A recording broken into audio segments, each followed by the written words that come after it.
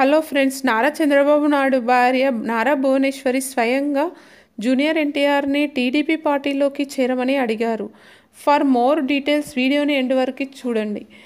ఏపీలో ఎన్నికల జోరు మొదలైంది. అన్ని పార్టీల ప్రచారాలు మొదలుపెట్టారు.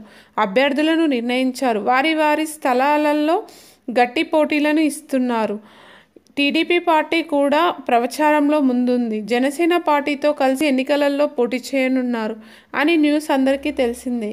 కానీ చంద్రబాబు అరెస్టుపై ఇంకా ఫ్లెక్సీ విషయం, టీడీపీ పార్టీతో వివాదాలు జరిగిన విషయం జూనియర్ ఎన్టీఆర్ని టీడీపీ పార్టీ నుండి దూరం చేసింది. ఈ విషయంపై చాలామంది పొలిటీషియన్స్ ఇంకా సెలబ్రిటీస్ రియాక్ట్ అయ్యారు. ఇంత జరిగిన తర్వాత కూడా నారా చంద్రబాబు నాయుడు భార్య నారా భువనేశ్వరి జూనియర్ ఎన్టీఆర్ ఇంటికి వెళ్ళి తనను టీడీపీ పార్టీలోకి రమ్మని పిలిచారు.